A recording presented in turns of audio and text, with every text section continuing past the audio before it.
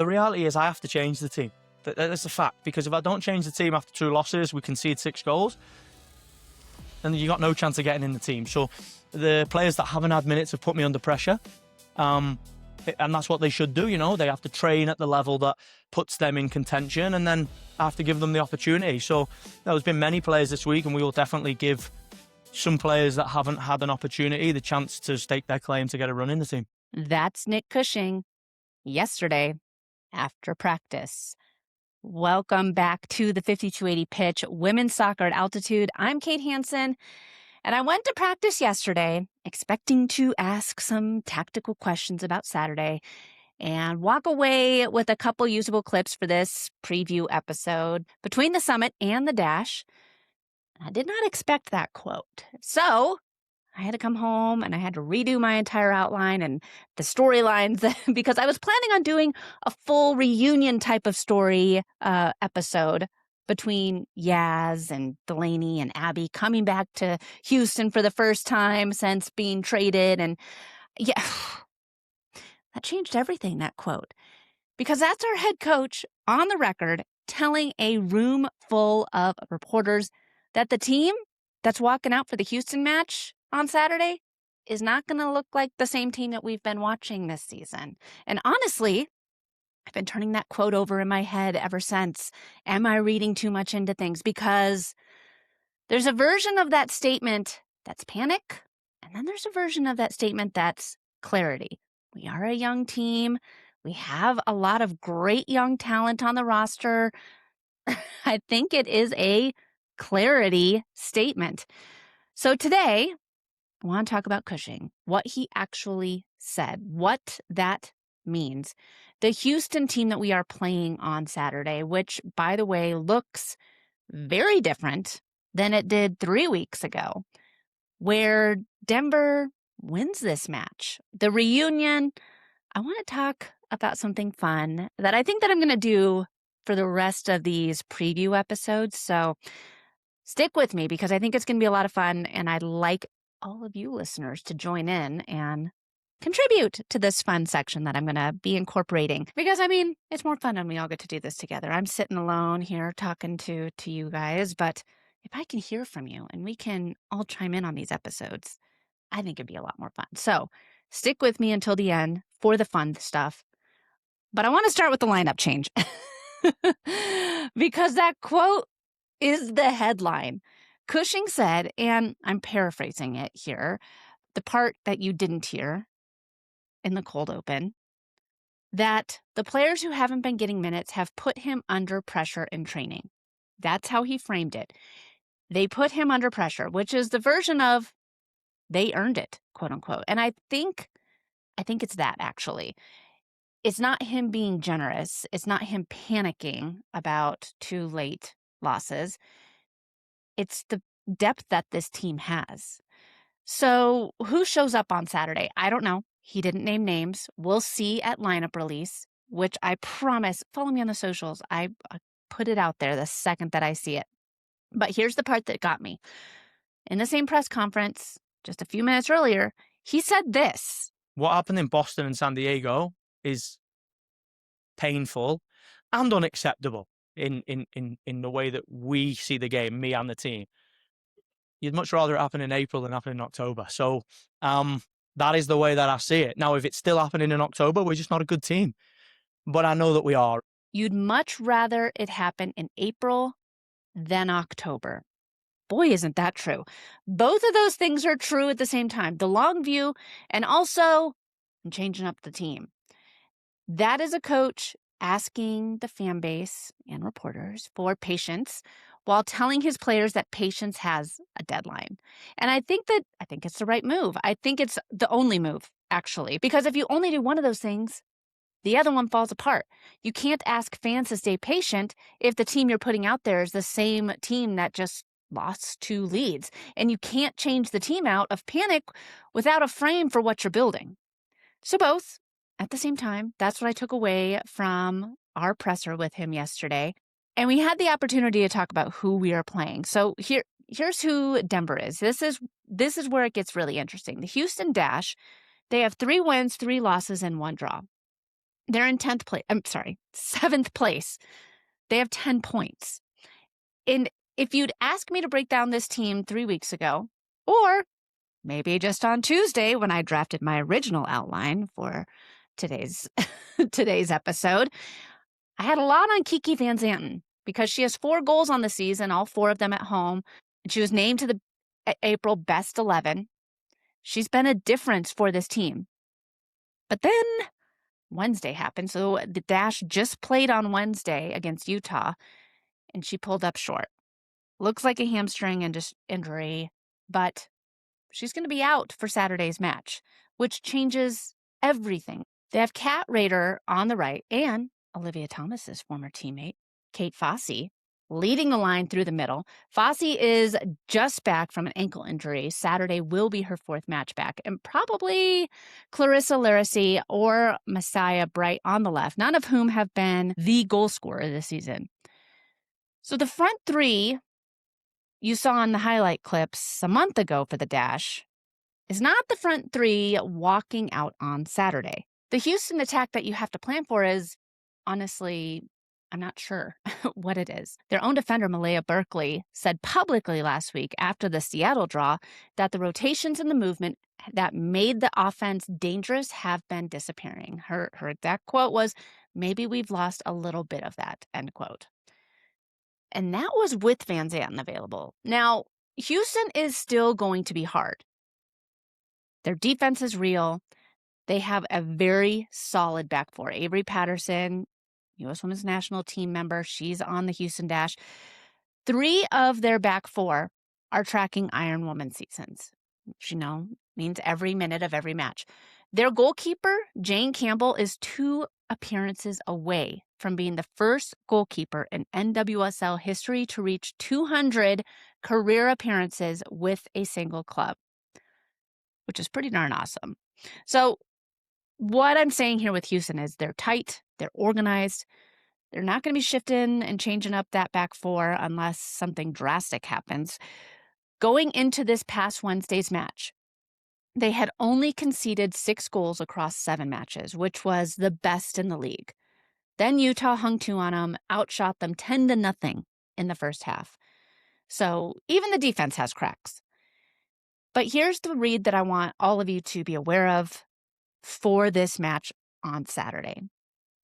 Houston without Van Zanten is the most beatable version of Houston that we will see this season. They have to score, and the player who was scoring is not on the field. Yes, they will absolutely defend hard. They'll grind. They'll make us earn a win. But at home, with 3 matches without a win, with their leading scorer out against a team that just paid them $1 million for 2 of their players, yeah, I'm talking about Yaz and Delaney, that's a Houston side that needs Saturday more than we do. So 3 things that we need to do well on Saturday. 1, play the ball behind their back line. That is how Utah scored on them on Wednesday. I guarantee you that the Summit is watching the tape from Wednesday and taking notes. Both the goals came as through balls into the channels. Houston's defenders are good in front of them and good in the air. They're less good when they have to turn and run. Carson Pickett, if she plays, I don't know who that starting 11 is going to be, but Pickett, if she can put a service ball through traffic and anywhere, we have Tosh Flint, we have Yaz Ryan making runs. The combinations are there. 2, use the wide channels. Houston is strong centrally, but their fullbacks push high. If we get into transition moments, that's where we hurt them.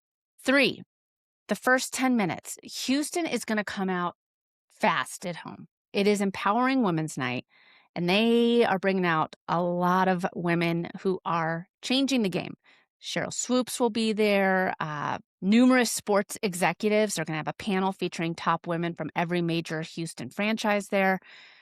President of the FIFA World Cup 26. I mean, it's going to be a very inspiring night. Lots of fans in attendance. Denver Summit need a goal early to settle that building.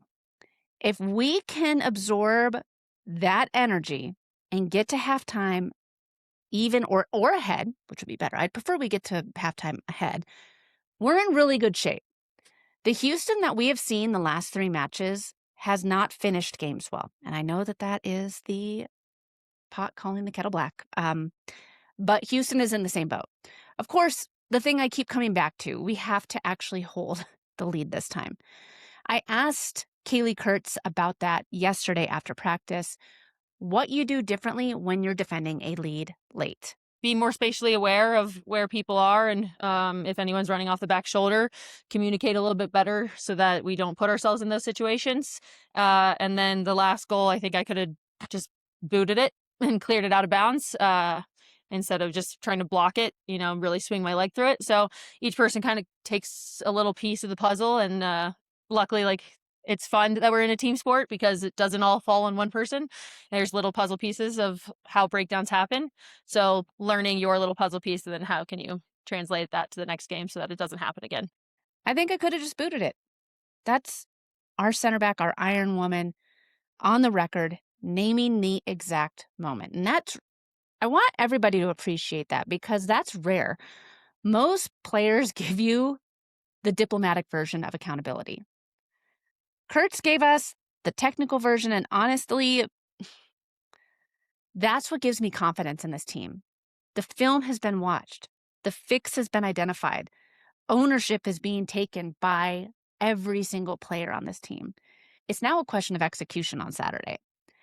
3 of our players on Saturday are walking back into Houston on the visiting side. We have Yaz Ryan and Delaney Sheehan. They came over in the biggest cash trade in NWSL history. What I think is awesome about these 2 players is that they both publicly preferred to be traded to Denver. They're both originally from Gotham FC. They won the 2023 NWSL championship together, then went to Houston as a duo before coming to Denver. And of course, our keeper, Abby Smith. I love the Abby Smith story because she saw this moment as an opportunity to come to an expansion team. And she said, I'm not going to be in the shadows anymore. And she is making it really hard for the coaching staff to do any sort of keeper switch. Abby, she has had a very different journey to get to Denver. She was in Houston, didn't get a lot of appearances. I mean, Abby's story and the games that she is putting up for us as a keeper are really something to admire and be excited about for not only the Denver Summit and us as fans, but for her to get her time to shine. I asked Abby about what she's seen from her old team this season. We watched the most recent game, and we've watched some of their games.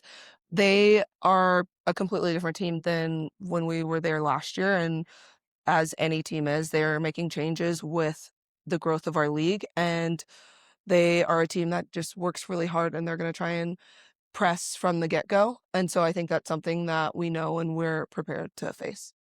She's doing the work, y'all. She said they're going to try and press from the get-go. That is a goalkeeper who used to wear that jersey, telling her own back line what's coming. That's also the first story that we just talked about. Houston is going to come at us.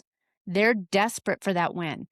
The fact that they started so hot and now they're kind of going this way, going down the table, they're hungry. Smith knows it. And on Saturday, 3 players who used to be on the dash are now playing against them. Motivation is not going to be a question. They want to show the dash that they made the right decision to come to Denver. Okay, I want to talk about something fun for just a little bit because I feel like I've been getting way too tactical with a lot of these. And if we don't have fun on this show, then what are we doing here? So let's have some fun. And I'm not talking about doing the wave at a game. That's a whole separate episode, and my feelings toward the wave. What we're going to talk about is mascots. So I thought it would be fun if we talked about if Denver had a mascot, what would it be? And please send me your thoughts on what mascot the Denver Summit should have. But Denver doesn't have a mascot. Neither does Houston, which means it's just me. I get to invent one for each team on Saturday. And then they fight.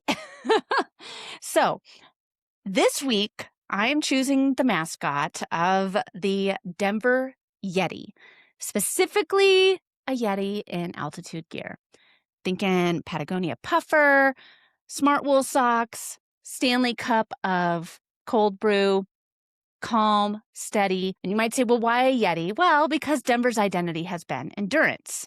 The defense that won't let you breathe, the goalkeeper who won't let you score. Yetis don't panic, they just are. And then Houston, I'm picking the armadillo. I know. You might be saying like, oh, why wouldn't you choose like a horse or something for them being cowboys in Texas? But no, they had only conceded 6 goals all season before Wednesday. They go after you when pressure comes and they bite you in the ankle. That's armadillo behaviors. Plus, armadillos are weirdly fast, defensive, unbothered. They headbutt coyotes, and they are the unofficial state animal of Texas. So, Yeti versus the armadillo. Tell me what you would think. What would your mascots be for this game?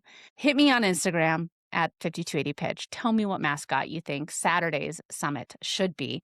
And I'll try and work some of these in to all the episodes on who the mascots are for each game and who would win. I am picking, obviously, the Yeti to win this match against the armadillo. I see it going late, being decided late on who is going to be coming out with that victory in the matchup. 3 things to watch on Saturday. I hope you liked that little segment. I hope that was fun. If you didn't like it, again, just tell me. Send me a DM over on Instagram. Let me know. But I thought it would be fun to imagine what these teams' mascots would be and who would win. All right. So 3 things to watch on Saturday.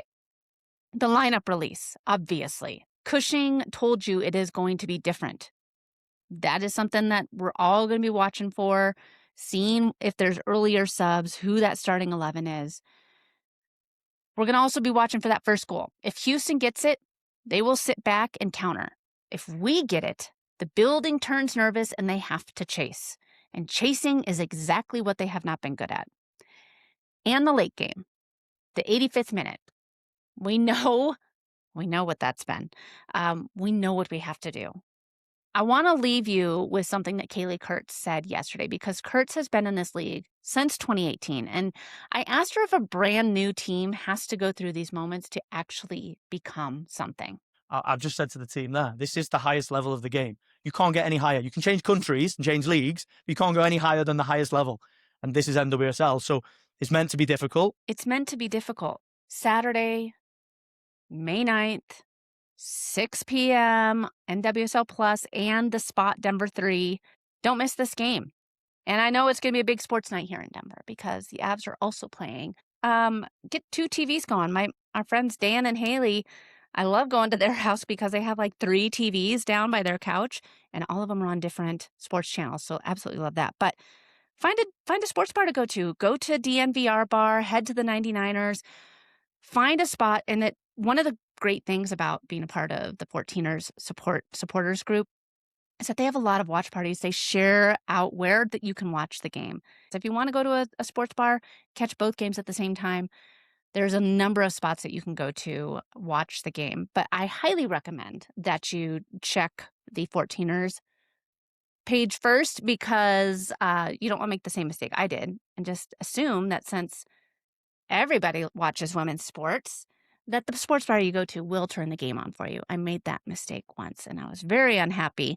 I don't want to name names, but if it gets to that point again and I go there and they won't turn the game on, I will name names.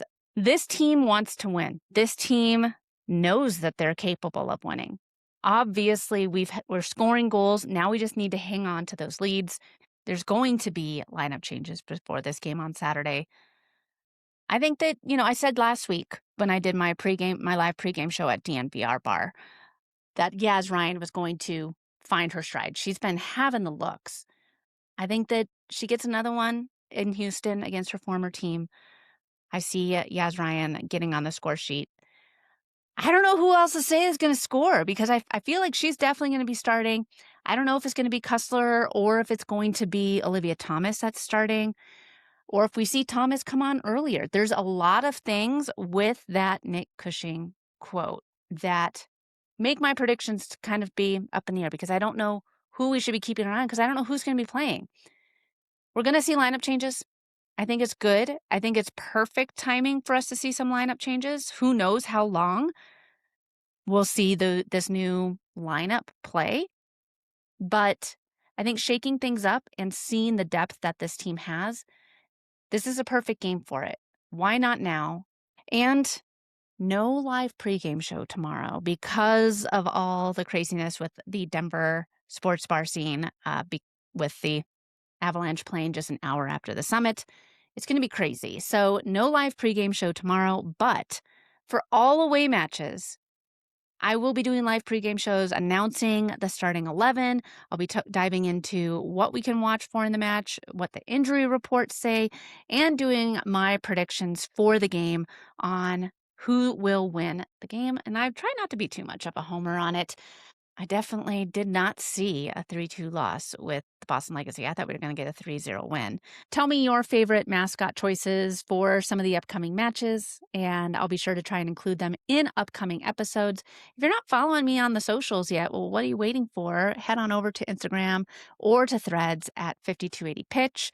Sign up for the newsletter, folks. I just dropped another secret merch item, and they've been really fun. So they're going to be released to the rest on the socials and on the website shortly. But for now, it's only for newsletter subscribers. If you want some Denver Summit supporters gear from the 5280 Pitch, be sure to check us out at 5280pitch.com under the merch. But again, sign up for the newsletter. That's where all of the most exciting things happen and get announced first. And folks, stay strong. I want to leave you with this quote from Abby Smith.